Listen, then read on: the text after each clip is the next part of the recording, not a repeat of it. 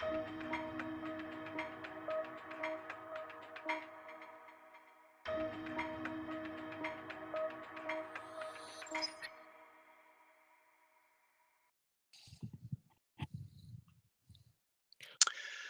morning, everyone. It is Friday, February 19th. My name is Todd Rich. I am with Nadex. And with me, my good friend Brian Caprice from Keep Trading Simple. And we could even hear Jen dancing around in the background. She's at her desk, she's working. She's at her desk. That always makes me feel good. Yeah, I'm putting her to work early. She's not even 3, and she's on charge back there for me. So I like it. I like it, and quite frankly, I am in violent need of some coffee today. And instead of a cup of coffee, I got Jen to cheer me up. So I got that going for me. Before Brian and I go through our analysis session this morning on a rather quiet Friday, I need to share this disclaimer because these sessions are sponsored by our compliance department. That trading involves risk and may not be appropriate for everyone. That any trading decisions you make are solely your responsibility and at your own risk. And please, this is an educational session. Do not construe anything Brian or I say as a buy or sell recommendation. We are doing this for your education purposes only. Okay, with that, I think let's start. I think we want to do a little review session. I want to do a little review session. Let's start with oil from yesterday. Let me flip this over here, and you can give us a little review of oil yesterday before we jump into what we might look at today. Yep. Yeah. So yesterday we talked about one of the and again, this is one of those things that we constantly is being able to use to your benefit. So you can see that yesterday we knew that 11 o'clock again because we had the holiday on Monday. We had our oil inventory report coming in. Now the report was quite a miss again, minus 7.3 million barrels. So again, we were able to kind of snipe it and say, okay, we know we have a lot of energy news between 10:30 and 11 o'clock. It was right at 11 o'clock. Here's the chart, okay? I don't know if you guys can see my cursor. I'll see if I can, you guys can kind of see it floating around in the middle right here. Anyway, you guys can see the blue box right down here at 60.38. It was a level we drew. We knew that buyers had stepped in the past. We had, continuing highs on this one. All the wicks on the bottom are getting higher.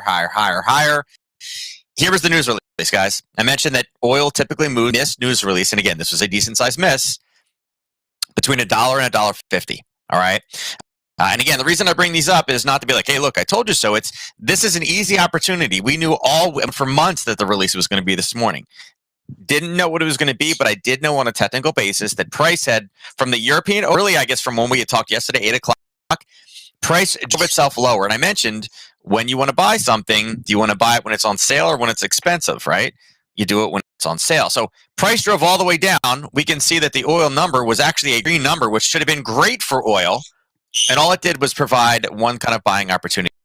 And again, it basically went up $1. Now, what does that look like on a Nadex chart? Now, this is a 30-minute here. Here's the Nadex chart. I've dropped it down to a 15-minute so you can see, right? Here is where that price tagged that level. It's the same level we drew on the other monitor, right here in that middle. Here was the result. So you can really see how many strike prices went in there. Again, this is a 15-minute chart. In 1 hour, we jumped 5 strike prices to the top side. Oil has a 20-cent strike differential. I mentioned yesterday using those small duration binaries, the 10 to 12.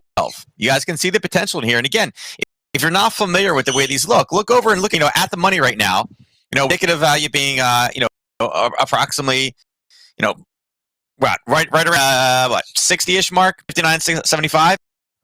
You can see it's 50. Jump 5 strike prices higher. You can see the risk on these is very tiny, 9, 15, 25. Again, I'm not saying you got to go 5 strike prices out. I'm just saying this is why we look for news. I have no idea at the end of the day. I don't have a crystal ball. I don't have insider information.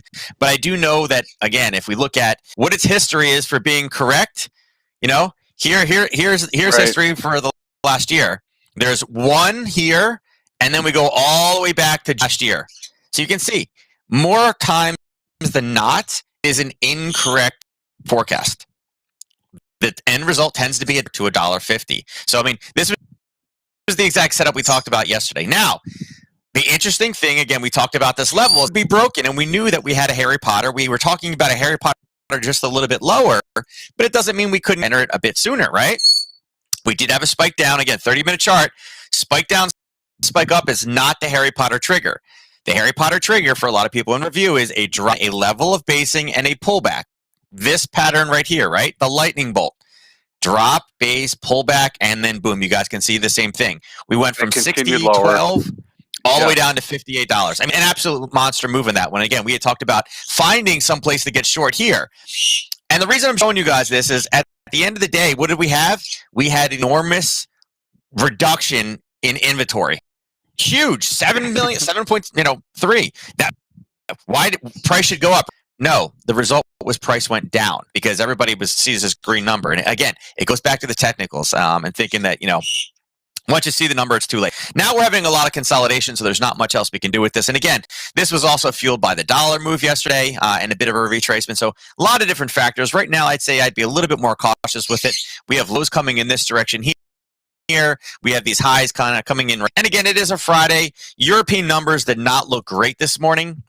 When you guys dive into what we saw today, remember I said that today was going to be kind of that chock full of a lot of news, right? Allen started off with absolutely horrible retail sales numbers.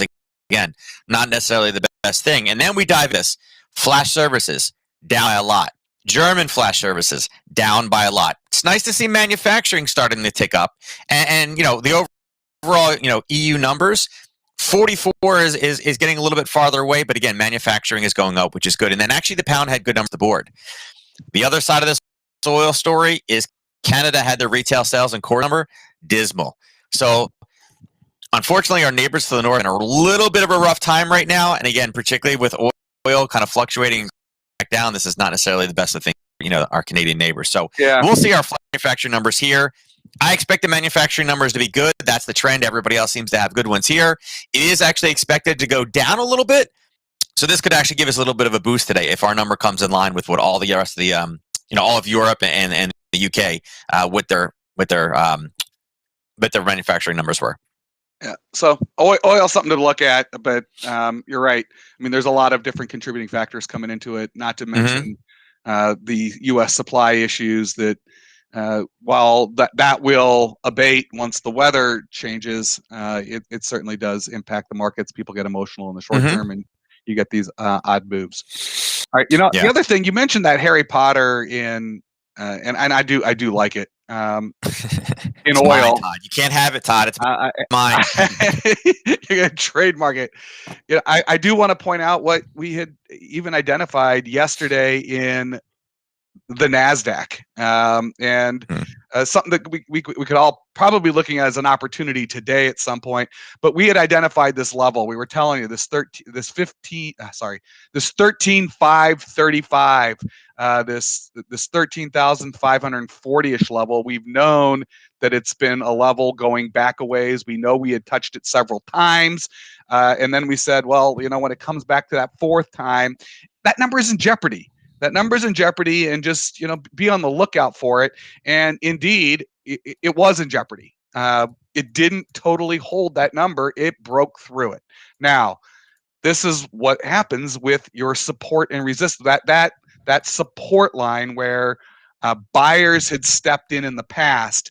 When it broke, it then becomes a bit of a resistance line, and actually what you ended up seeing was it rising back up and consolidating for a few of these.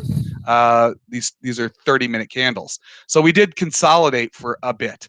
Then it did something rather interesting. And if I can get this, there we go.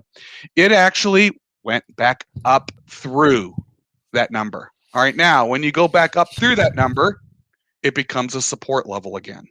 All right, so when you break through it, it becomes resistance. When you break through it coming back, it becomes a support level again. And it's really rather interesting. I just wanted to put this on this chart because you see the lightning pattern. It did come through pretty strongly. It did retrace. It consolidated right back at that level and then took off again. Now we have taken off in the equity indices all last night in the European hours. We've seen all equity indices rising a bit. Now we'll see what happens in 20 minutes when the U.S. traders start coming into the markets. There'll probably be some opportunities if it continues on this this trajectory that you might want to look for a rollover at some point as people who bought in the overnight session look to liquidate for a profit. So I would say this is probably true across the board in all of your U.S. indices today. You're seeing a strong European session where those all are incrementally higher. Be looking for levels for opportunities where those folks will look for profit taking, and we'll see a bit of a rollover in the U.S. session. The last thing I think we want to chat about today, the other thing we saw in the overnight session, some dollar weakness. Let's go ahead, Brian. Why don't you bring us home with a little bit on the dollar weakness on what's gone on overnight? Sure. And I think we'll probably see some of that, and we're already seeing it. The same type of thing I just mentioned in the indices, we're seeing in the dollar right now. Yeah. So again, guys, on this chart, the blue box, and again, remember, the reason I highlight all these blues in here is because everybody's always asking, how do I find more trading opportunities? I don't have a lot of time. I'm busy. I work. I want to become a trader. How do I do that?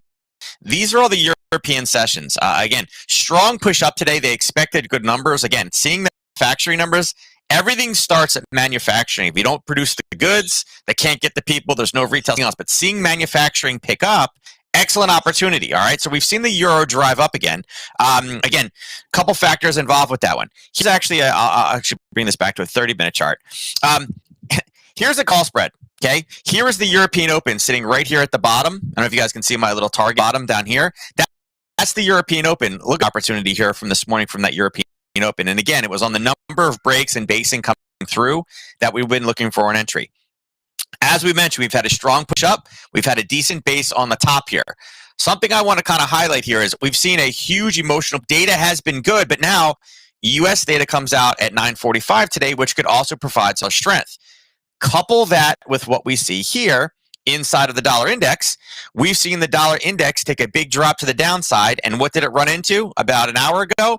Well, it just happened to be another area of buyers. I wonder if I could do like a little area so you can see it there. Yeah, there we go. So you can kind of, I'm going to drag it. It's not going to let me drag it. Nope. All right. The attempt. I was like, I'm going to make myself a cursor.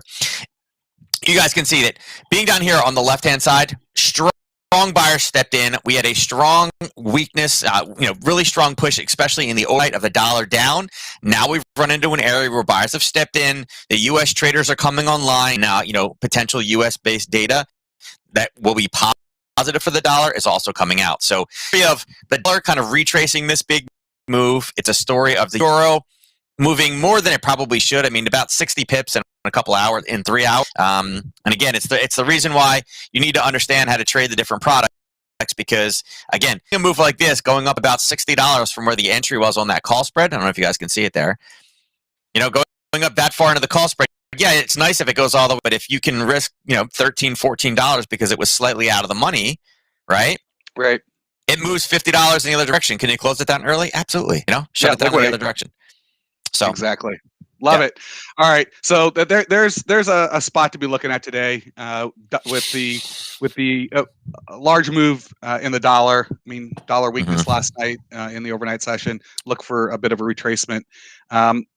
With that, I want to let everyone get ready for the open in the U.S. equities open here in 16 minutes. You got any questions for Nadex, please email us, customerservice@nadex.com. Please, we're here to help you. We can't help you if you don't reach out to us, whether it's questions about the markets, the products, or even your account. Please do so. Brian is also available. Support at keeptradingsimple.com. I know he loves to interact with you folks, and he does answer all of those emails. And with that, I want to let you get to it and enjoy your Friday. Everyone stay safe, everyone stay warm, and good luck in the markets.